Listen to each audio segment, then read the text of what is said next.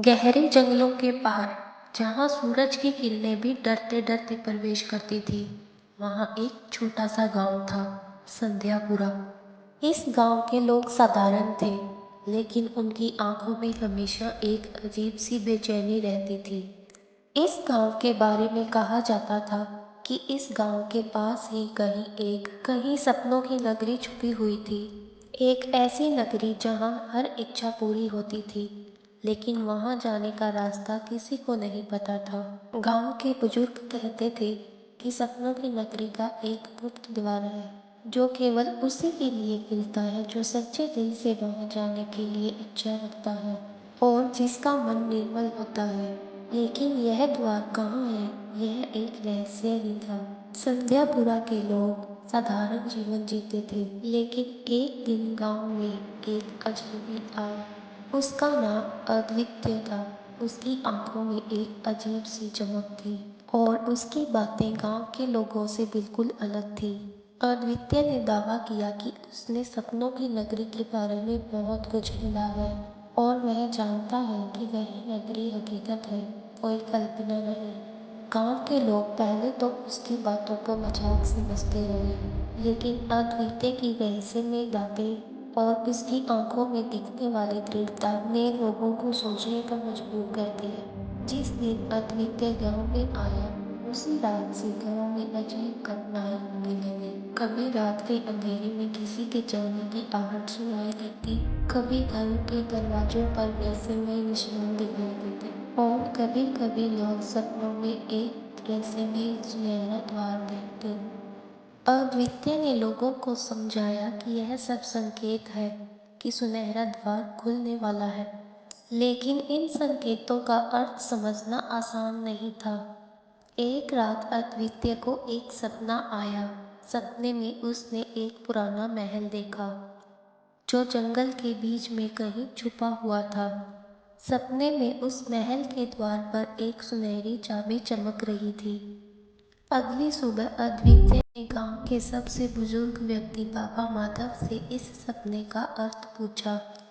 उन्होंने बताया, महल का द्वार सपनों की नगरी का द्वार हो सकता है, लेकिन वहां तक पहुंचना आसान नहीं होगा। जंगल में बहुत से धोखे हैं और जो डरता है वह वहां तक कभी नहीं पहुंच पाता। अद्वितीय ने बाबा माधव और गांव के कुछ बहादुर लड़कों को साथ लिया और जंगल की ओर चल पड़ा। जैसे जैसे वो गहरे जंगल में जाते गए, अजीब अजीब आवाजें सुनाई देने लगी। कभी पेड़ों के पीछे आंखें चमकती, तो कभी अचानक जमीन कांपने लगती। रास्ते में उन्हें एक पुराना मंदिर मिला। मंदिर के द्वार पर लिखा था, जो सत्य का सामना करेगा वही आगे बढ़ेगा। अद्वितीय ने निडर होकर मंदिर का द्वार खोला। अंदर एक भूतिया मूर्ति थी। जैसे ही उन्होंने मूर्ति को देखा, उनके सामने सबसे बड़ा डर आ गया। लेकिन अद्वितीय ने हिम्मत नहीं हारी और मूर्ति के सामने जाकर कहा, डर मेरे मन का भ्रम है और सत्य मेरा साहस है। जैसे ही अद्वितीय ने यह कहा, मूर्ति कांप हो गई और मंदिर का द्वार खुल गया। मंदिर से आगे बढ़ते ही उन्हें वह महल दिखाई दिया जो अद्वितीय के सपने में आता था। महल टूटा फूटा था, लेकिन उसकी दीवारों पर रहस्यमय प्रतीक बने हुए थे। महल के अंदर जाने पर उन्हें एक पुरानी पांडुलिपि मिली। उस पर लिखा था, रहस्यमय द्वार तब खुलता है जब 3 सत्य बोलकर मन शुद्ध किया जाता है। अद्वितीय ने 3 सत्य बोले। 1, मुझे अपने भय का सामना करना होगा। 2, मुझे अपने लोभ से बचना होगा। 3, मुझे दूसरों की भलाई के लिए जीना होगा। जैसे ही उसने यह 3 वचन बोले, महल के अंदर एक गुप्त मार्ग खुल गया। मार्ग एक लंबी सुरंग के रूप में था, जो अंधकार में और रहस्यमय थी। अद्वितीय और उसके साथी उस सुरंग में चलते गए। अचानक सुरंग का अंत हुआ और सामने वही सुनहरा द्वार था जो अद्वितीय ने सपने में देखा था।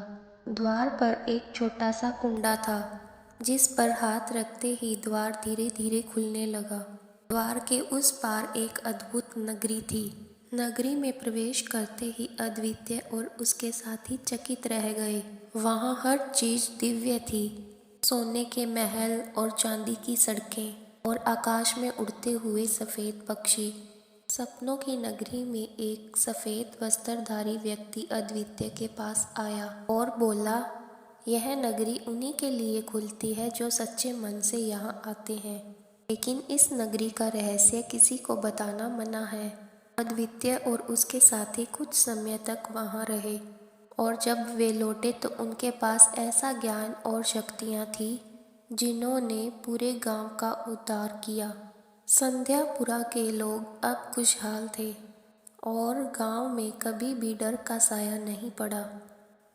लेकिन अद्वितीय ने सपनों की नगरी का द्वार का मार्ग किसी को नहीं बताया और लोग आज भी मानते हैं कि सपनों की नगरी कहीं ना कहीं छुपी हुई है और जो सच्चे दिल से खोजेगा वही उसे पाएगा।